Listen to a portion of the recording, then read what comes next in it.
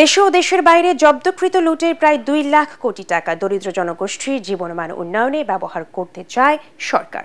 প্রয়োজনে আইনের সংশোধন করা হবে বলে জানিয়েছেন বাংলাদেশ ব্যাংকের governor doctor Ahsan H Mansur.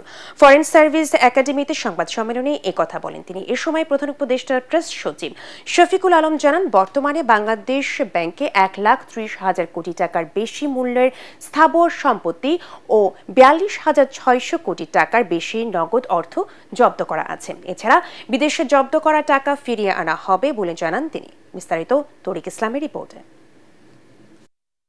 অর্থ পাচার, পাচারকৃত অর্থ ফেরত আনা ও আর্থিক খাতের সমসাময়িক বিষয়ে সোমবার প্রধান উপদেষ্টার সাথে বৈঠক করেন বাংলাদেশ ব্যাংকের governor doctor Ahsan H Mansur.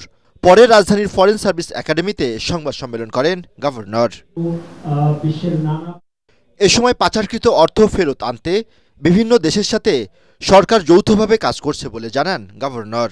জব্দ করা টাকা ও শেয়ার ব্যবহার করতে তহবিল গঠন করা হবে বলেও জানান তিনি।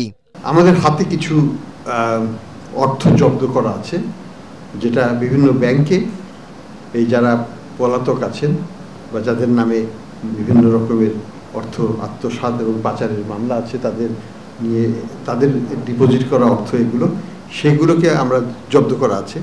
সেগুলোর ব্যবহার কিভাবে হবে সেটা নিয়ে আলোচনা হয়েছে। এই টাকাটা সরকারের হাতেই আছে, জব্দ করা আছে।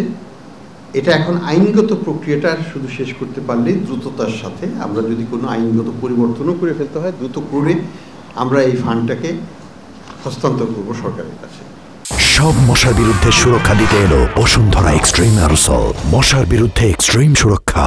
সংবাদ সম্মেলনে প্রধান উপদেষ্টার প্রেস সচিব শফিকুল আলম জানান, বিদেশে জব্দ করা টাকা ফিরিয়ে আনা হবে।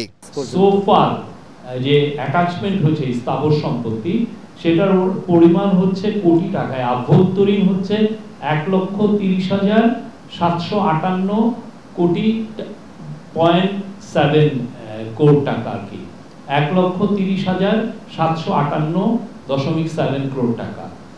আর হচ্ছে মিলিয়ন ডলারে আছে, যেটা বৈদেশিক অ্যাটাচমেন্ট হয়েছে ১৬৪.03 মিলিয়ন ডলার। আর অস্থাবর সম্পত্তি যেটা ফ্রিজিং হয়েছে, এটা অস্থাবর সম্পত্তি হচ্ছে ৪২,৬১৪.২৭ কোটি টাকা। আর মিলিয়ন ডলারে সেটা হচ্ছে যে ২০.৭৮। এগুলো হচ্ছে ফ্রিজিং। এছাড়া ২০০ কোটি বা তার বেশি আকারের পাচারকৃত অর্থ বিদেশি আইনি সংস্থার মাধ্যমে ফেরত আনতে পরিকল্পনা নেওয়া হয়েছে বলে জানান প্রেস সচিব। এই সংক্রান্ত তরিক ইসলাম, এটিএন বাংলা, ঢাকা।